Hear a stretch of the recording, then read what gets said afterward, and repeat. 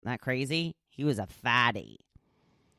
But I feel like the only time he was truly happy to see me was at feeding time. We all know a 24-pound cat loves their food. I know he loved me in his way. Cats are very detached. They have their way of doing things. That cat went through a lot, too, I got to tell you. I had that cat when I was going through my moving every couple of years or every year or so period. And you know how much cats hate change. Oh, my gosh, putting him in the carrier and then driving and then the new plates. And a couple of times he'd just gotten used to it. We would move again. The poor thing.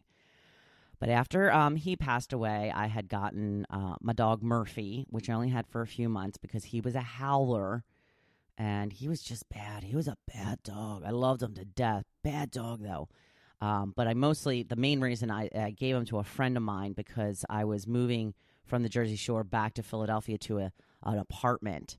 And I knew that he had that separation anxiety, and he would howl for hours. The neighbors told me, for hours after I left. So that was not going to work out in an apartment. So I gave him to a friend of mine. And then I was at the new apartment for a couple of months, and I ended up getting my little Tucker girl. And like I said, best dog ever. She's the bestest. So the great thing about dogs is they're always just so happy to see you. I mean, you know, who doesn't love that? Who doesn't love walking in the door at the end of a long day and having this little fur ball jumping around, jumping on your legs, licking you, giving you kisses. So happy to see you. Everybody should have a little bit of that in their life. That's what I think anyway. So I'm going to go with dog. I understand about the cats. The cats are so much easier to take care of. Oh my gosh, they're so low maintenance.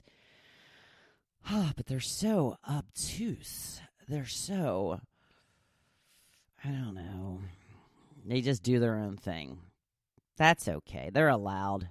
You got to know what you're getting into. And you're getting into a lot of independence when you choose a cat. I'm going to move on to my blog post talking about getting uncomfortable this week. Today, the topic is embrace fear. I put up a quote by my girl Oprah. It says, the true meaning of courage is to be afraid, and then, with knees knocking and your heart racing, take the leap anyway. So you're going to be afraid. You're just going to be. It's okay. It's normal. It's expected. And you should be a little scared when you're moving into new territory, doing things you've never done before. Have you figured out your goal yet? Do you know what is next for you? Have you dreamed of the highest possible version of yourself and what that person does every day? If you haven't, what the heck are you waiting for? Get to it. Do it now. Now, people who make it to their ultimate goal get just as scared as the rest of us. The difference is they do it despite their fear. You must talk yourself through your fear and nervousness. When it came to the first article I ever had published, I told myself I had absolutely nothing to lose by sending it in. Because it's true. What's the worst thing that could happen? They don't print it. They could even tell me my writing was terrible and they would never consider publishing anything from me. I doubt they would have gone that far, but if they did, I've certainly been rejected before. It's never a good feeling, but it's something you can get past.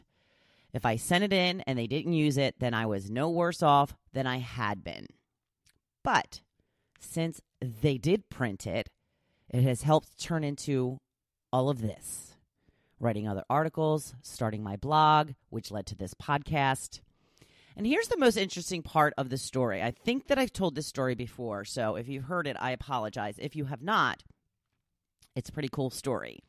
I'd actually interviewed for a writing position at the paper that ultimately published my first article. Now, I had met with the editor. We had really hit it off. I told him I had a radio news background, but I never wrote for publication before, only for broadcast. He asked me to send him 3 story ideas. He liked all of them. He told me to pick one and to write a story about it. And apparently he thought I was such an awful writer, he wouldn't even return my phone calls or emails. He had someone else tell me I wasn't what they had in mind. So when I wrote my article, the first one about the Philadelphia Eagles winning the Super Bowl, woo, I sent it in anyway. I figured it was an opinion piece. Maybe they had different standards. Maybe he wasn't in charge of the opinion pieces. It turns out the person who does decide on the commentary is the actual owner of the paper, and she really seems to enjoy my articles. I think she has printed everything I have sent, except maybe one article. Now, most people would not have tried to get an article printed in a paper they were already rejected from. But again, I bring up those words. What did I have to lose? I'd already been rejected by them. I actually expected to be rejected again. So the fact that I wasn't was awesome. So I had nothing to lose and everything to gain. Look at me now. I'm the Hopefulist. Yes, you never know what doors are going to open when you just get over your fear and try. You have to get tough, not take everything personally. In order to get to a place you've never been before, you have to try things you've never tried before, right? That means learning new things, taking chances you may not have taken before. That is okay. You are the new you, and you do what needs to be done. You know you have to put yourself on the line occasionally to get where you are meant to be. So where are you meant to be? If it's more than where you are now, I hope you have figured it out. If not, do it and figure out how to get there. One step leads to another and then another. Like I said, one article about the Eagles winning the Super Bowl led to other articles, which led to band interviews, which led to my blog, which led to this. It's a path, people. It unfolds as you work your way down it. So, I know this is what will happen for you as well. Now get to it. Get your butt moving. It's okay to be afraid. Just do it anyway. The bonus is you feel so good doing things you were once afraid of. It feels good, and you're super proud of yourself. So, everyone, it is hump day. Halfway there. I hope it's a fantastic day for you. I hope that you stay cool in this heat. And as always, make it your best day yet.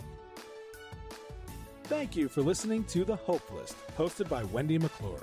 For more inspiration, please visit hopefulist.com. Thanks, and we'll see you tomorrow on The Hopefulist.